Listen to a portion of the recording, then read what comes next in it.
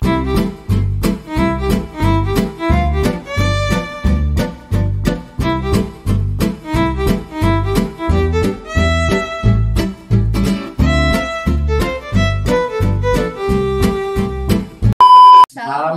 warahmatullahi wabarakatuh. Waalaikumsalam warahmatullahi wabarakatuh. Halo teman-teman semuanya. Kembali lagi nih sama kita di Bius, bincang inspiratif untuk semua. Oke, jadi di podcast kali ini tuh kita tuh akan ngapain sih, Teh? Ngapain ya? Kira-kira?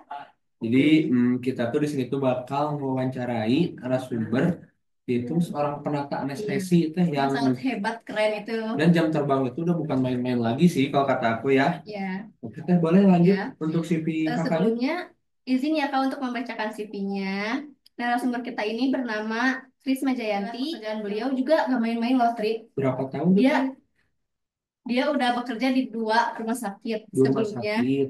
Sebelumnya di RSPAD Gatot Subroto Jakarta pada tahun 2016 sampai 2018. Nah, sekarang dari 2018 sampai sekarang beliau bekerja di RSUD Kota lama ya kita ubah urap kita tanya-tanya semuanya. Oke nih kakak, untuk pertanyaan yang pertama nih, ada apa aja nih kak perkembangan yang terbaru dalam teknologi atau obat-obatan anestesi yang mempengaruhi praktik penataan anestesi itu kak?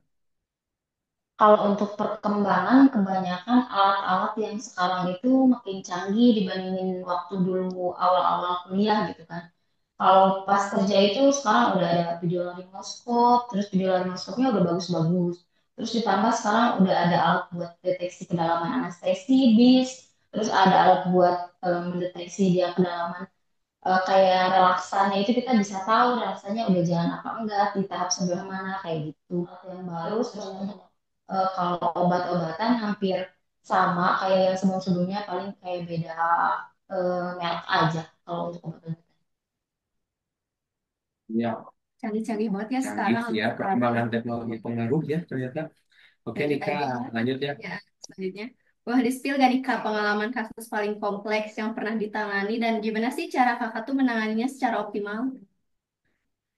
Waktu awal-awal pindah ke RSUD itu sempat nanganin kasus dia kan sito malam-malam operasi laparotomi karena perforasi gaster pasiennya udah tua. Emang kalau pasien-pasien dengan operasi laparotomi perforasi gaster itu kan rawan banget perdarahan, makanya dari awal kalau dapet pasien kayak gitu harus dipersiapin dulu. Kayak misalkan waktu itu udah kita pasang evolemnya udah 2 jalur, sampai waktu itu dipasang CPC juga, transfusi juga, terus pertimbangin dia untuk post op-nya, untuk ke ICU, soalnya waktu itu juga sampai masuk ICU dengan kondisi pakai ventilator juga, gitu sih. Terus kalau untuk nanganin pasien-pasien kayak gitu kan harus tenang juga supaya kita bisa berpikir dengan jernih gitu apa yang harus kita lakuin. Itu sih. Gimana tetap tenang aja ya. Tetap tenang gitu ya. Oke, lanjut ya. Kayak ke pertanyaan selanjutnya.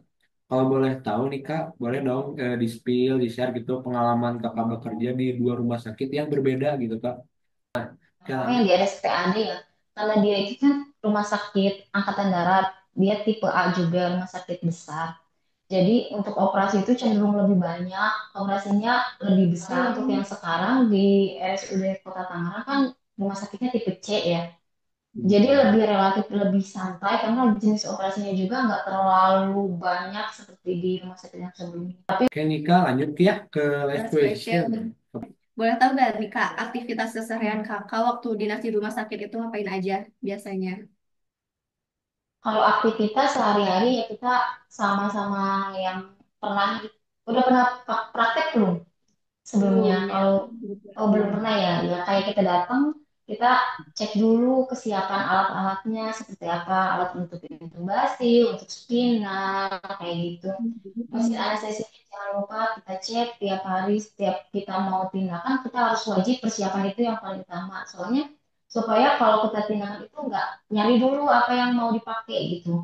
Jadi harus udah siap dulu. Kemudian ya mengasisteni kan kita penata anestesi harus mengasisteni dokter anestesi dari mulai dari awal intubasi, kalau nggak pasien spinal, terus bangunin pasien, kemudian pasien dipindah ke ruang RR juga kita lakukan monitoring juga pasiennya sampai pasien itu benar-benar sadar dan bisa dipindahin ke ruang perawatan. Itu sih sehari-hari yang dilakuinnya.